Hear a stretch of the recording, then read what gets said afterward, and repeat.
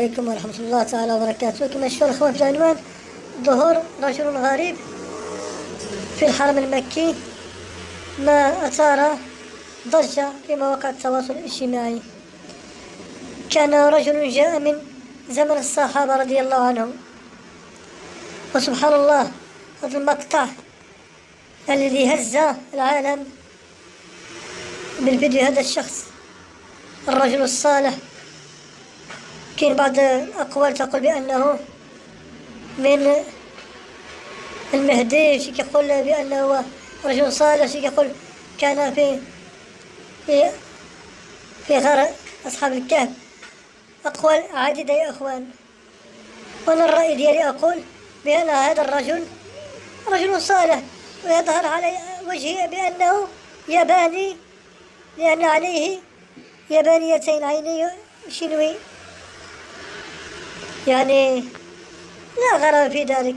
رجل يلبس لباس الصحابة، لباس قديم، رجل يمتاز باللباس التقليدي. بعض الناس تروج وتقول بأن هذا الرجل الغريب كأنه أبا بكر الصديق، كأنه جاء من زمن بعيد ووجد العالم قد تغير مثل أصحاب الكهف. أقول اتقوا الله عز وجل، اتقوا الله. رجل عادي، رجل صالح، جاء إلى مكة ليحج ويعتمر، جزاه الله خيرا.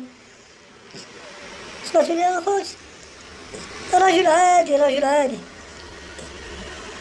لا صحابي ما نبي، لأن الأنبياء خاتم الأنبياء هو محمد صلى الله عليه وسلم، ليس بعد محمد النبي. بعد رسول الله صلى الله عليه وسلم سيكون المهدي المنتظر محمد بن عبد الله، على يديه سيصلح الله الأرض ومن عليها، وسيعود الحق لحقه، وستدعو المظالم لأهلها، والظلم ما يبقاش في زمن المهدي محمد بن عبد الله، المهدي المنتظر. اسمعوني يا إخوان، هذا الرجل الصالح قامت عليه ضجة في مواقع التواصل الاجتماعي بأنه من أصحاب رسول الله من زمن الصحابة، كأنه هذا رجل صالح مثل البشر، جاء ليحج ويعتمر. كفاكم افتراء وكذب وكذا وكذا وكذا، لا نبي بعد محمد صلى الله عليه وسلم. هذا رجل صالح، والتفت له أنظار المسلمين في بقاع الأرض.